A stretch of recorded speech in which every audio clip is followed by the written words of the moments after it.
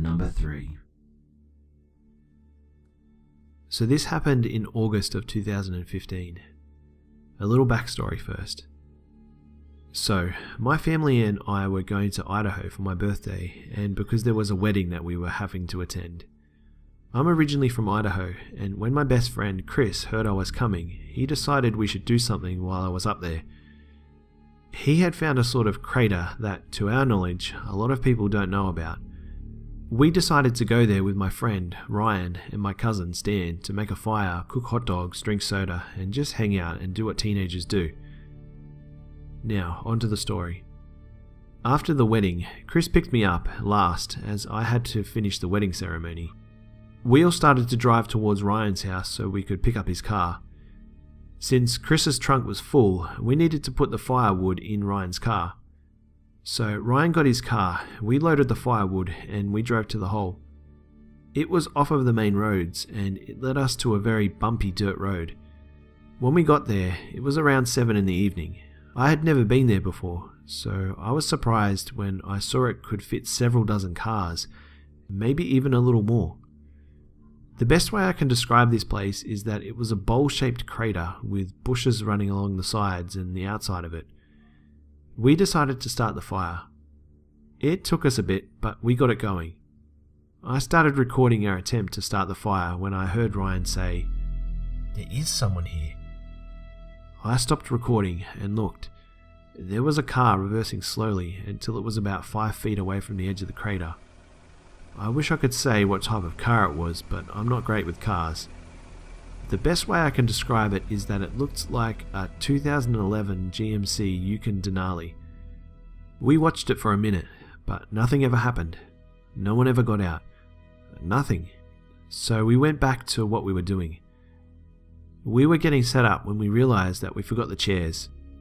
Ryan decided to drive to Stan's house with him so he could grab the chairs and so he could grab his contact case since he was going to crash at Chris's house for the night.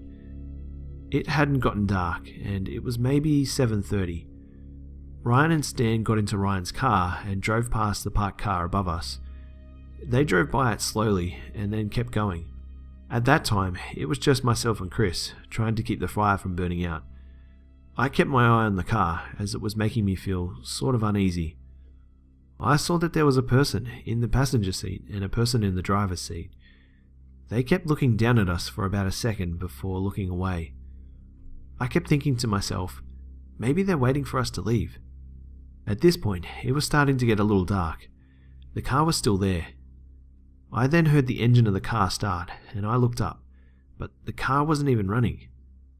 I brought it up to Chris and he did not know what to make of it. More time passed. I called Stan and asked where they were. They said that they were putting the chairs into the car as we spoke. When I hung up, Chris and I noticed that there was a light coming from the car. I could have sworn it was a flashlight beaming down at us. Chris said maybe it was a lighter. We kept waiting and it was getting darker. The dark car was beginning to blend in with the night. I once again heard the car start. I looked up once again, and nothing. I called Stan. I asked him where he was, and he said he was picking up sandwiches. I told him that the car was still there, and that I could have sworn that they were watching us. Stan asked me if they came back to the car. "What do you mean?" I asked. Myself and Ryan, when we were beginning to drive to my house, pulled up slowly to the car and looked in. There was nobody in there. I looked up at the car again, and I saw strange movement from the passenger side window, almost like an arm bending in a very strange and abnormal direction. "Dude, they are in there. I just saw them." Stan assured us that they would be there soon.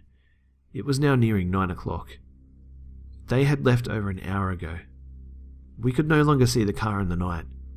As we sat there, watching our fire, I could not stop looking at the direction of the car.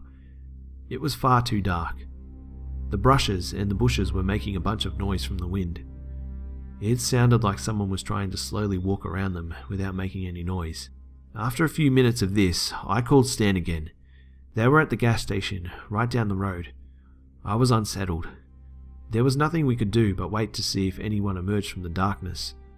I looked over at Chris and said, "You know where your keys to your car are, right?" Chris replied, "Yeah, they're over on the driver's seat." I looked and I saw the window roll down, so I knew we were good if we had to run. Just then, we heard a car coming down the dirt road. Ryan and Stan were back. As they drove past the car abruptly started and it sped down the dirt road. We explained the entire situation to them. They assured us that nobody was in the car when they looked. We spent another hour there telling stories and talking, but we always had our guards up. We then decided to go home. We packed up our stuff and left. There are still things that don't make sense. Why did we see them looking at us multiple times? Why did they show up a few minutes after we did? What was that strange movement we saw? Why did they speed away? Why didn't Ryan and Stan see them when they were inspecting the car before they left? I'll never know, and quite frankly, I'm not sure I want to know. Update. A few months later, I got a call from Chris. Chris went back there the day before with a couple of friends of ours. I wasn't there because I was back at home. According to him, they went to the pit for the same reasons we did. While they were there, they heard noises which sounded like a car off in the distance trying to start, but since it was dark, they couldn't see anything. It happened so frequently that they actually timed it. The car engine sound happened every minute and 2 seconds. I remember when I heard it when I was with them, the sound of a car turning on a few separate times. After a while, it stopped. As they were putting out the fire, they heard a horrific woman scream off in the dark somewhere. They ran out of there and drove off. When Chris told his older brother of this experience, he said while he was there with some friends, it sounded like people were running around in the darkness, but they never saw anything. Number 2. It was 2013. I was 15 years old and just heading into the end of my high school years. My parents decided to move house that spring, and since we couldn't afford the rent of the other place, we moved in late April of that year to a relatively big 2-story house out in the countryside, about an hour out from the nearest town. We were surrounded by fields, had only one neighbour about 50 acres away from our property, just an angry farmer and his angry mastiff who hated people.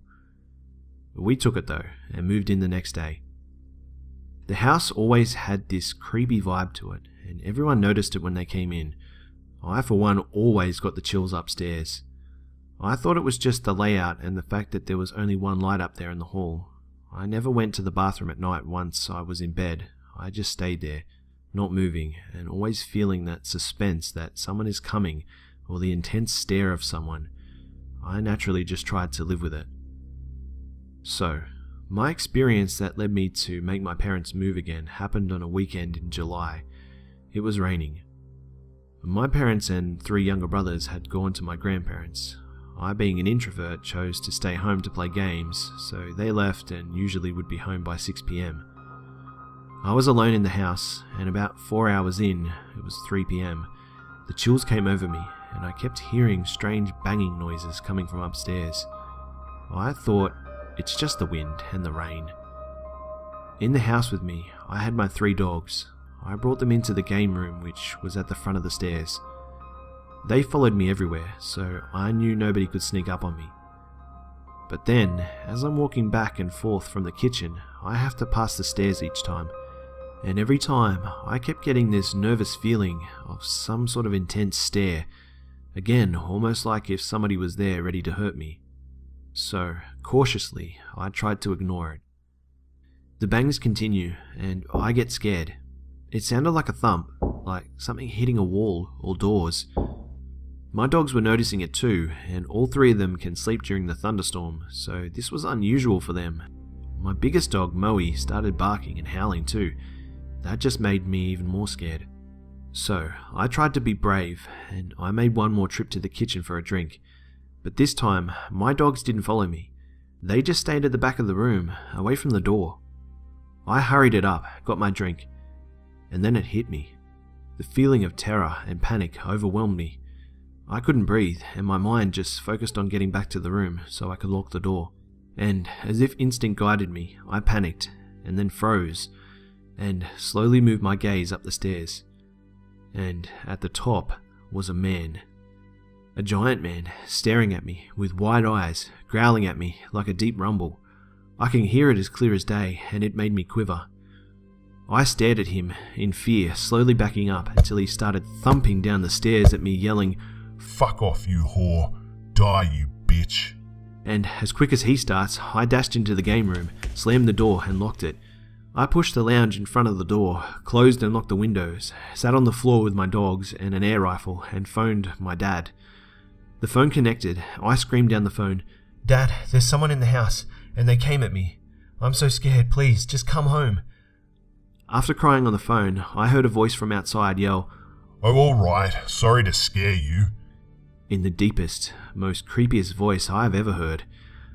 I screamed, then only to see the very same man outside the window, smiling. My dog started barking and growling at him. I shot my brother's rifle 5 times, breaking little holes into the window with the pellets. But the man was gone. He fled across the road and into the field.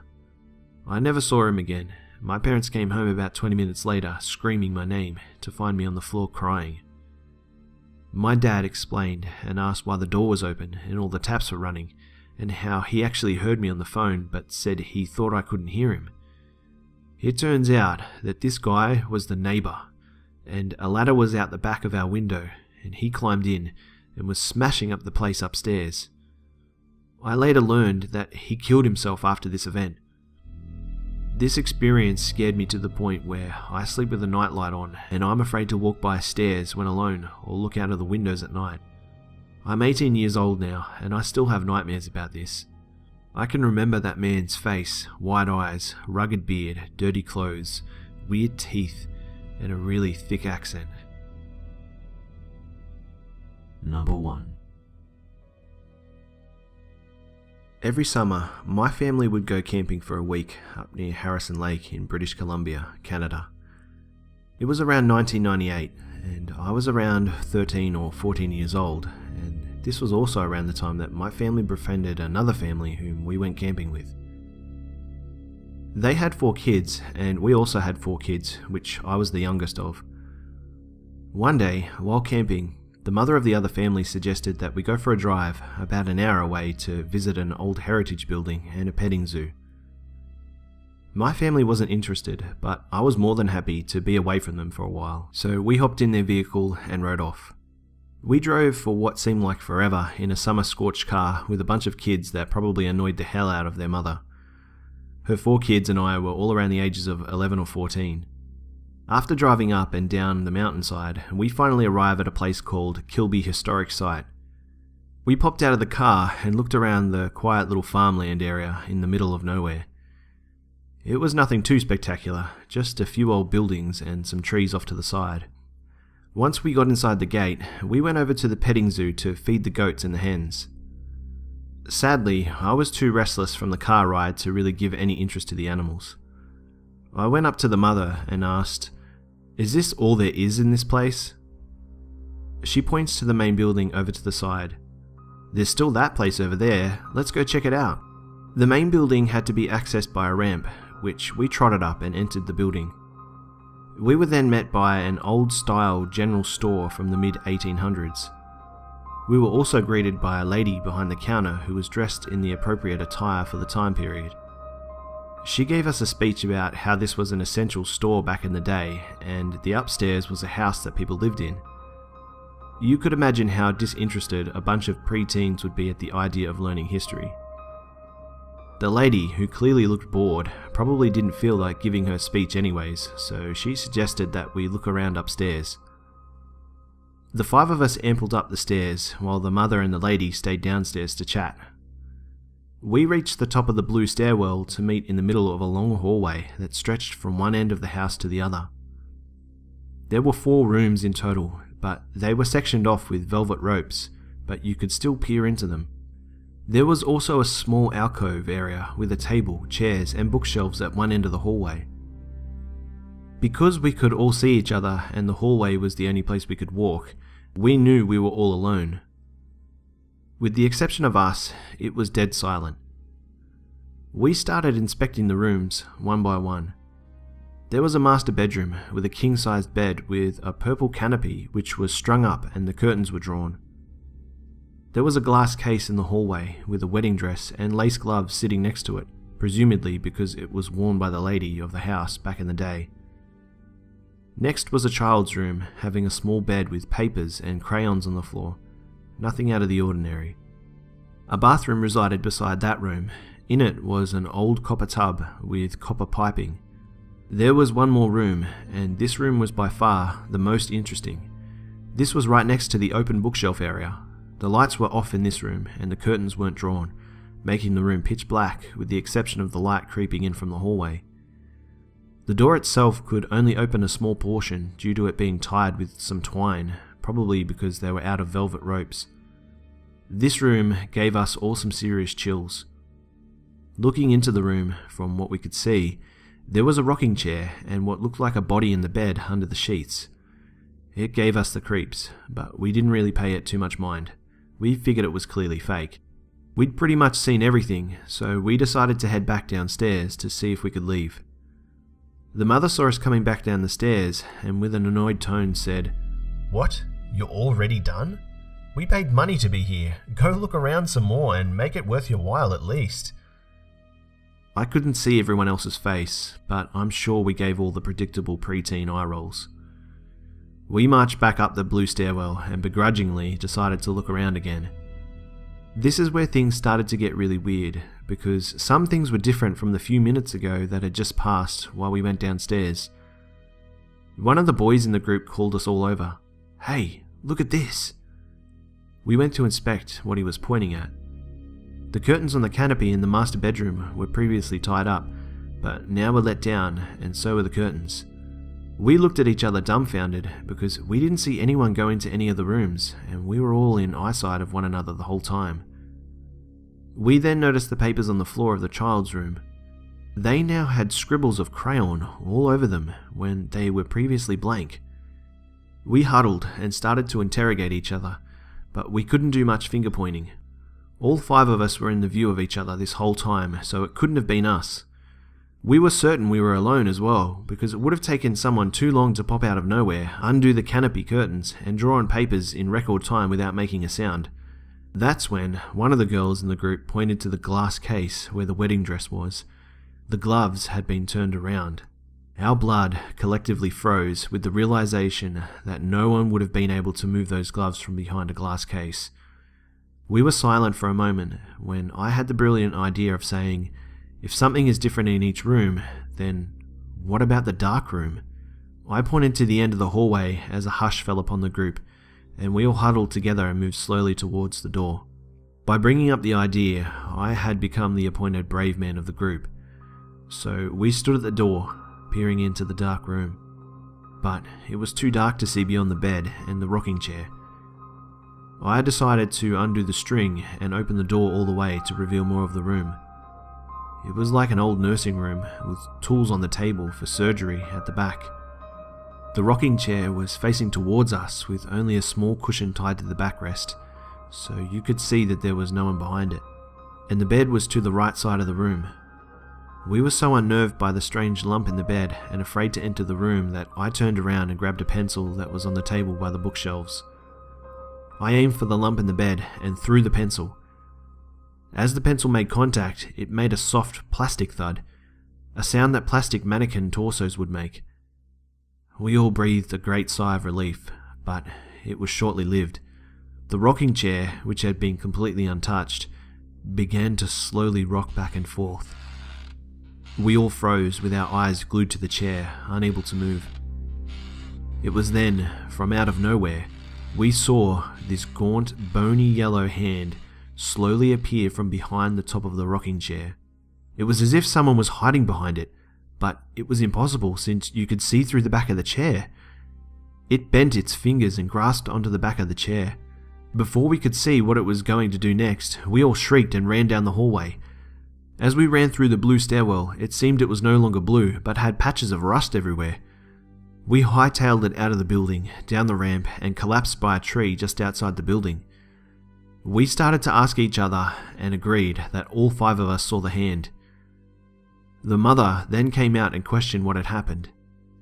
As the 5 of us tried to explain to her what happened, the lady from the building came outside and approached us, hesitantly, before she interrupted and asked, "You didn't see something, did you?"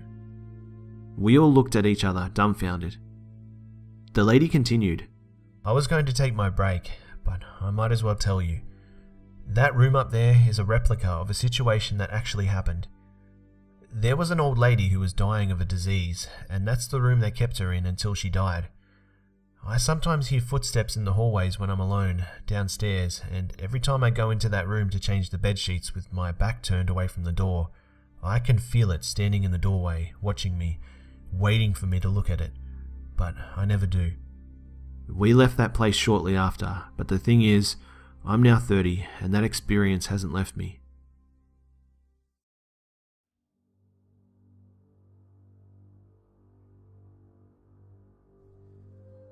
G'day mates, it's Buster here. Well, I hope you enjoyed the video guys. Thanks again to the Hive members that bravely shared their stories for us all to hear. And for the chance to have your story feature in a video, you can send your story to my email, which is in the description below. And be sure to keep them coming guys, as this channel relies upon your stories to continue. Also guys, please do me a little favour and just state in your email what your story is about in the description, and also provide me with a short written statement of consent just so that I can be above board with everything. And also remember to tell me in the email if you would like to remain anonymous, and please also change any names if you don't want particular names to be shared. It would be awesome if you could like, share, comment and subscribe if you're new. Don't forget to follow me on Facebook, Twitter and Instagram for updates throughout the week. Thanks again for tuning in guys, and as always, I'll see you mates in the next one.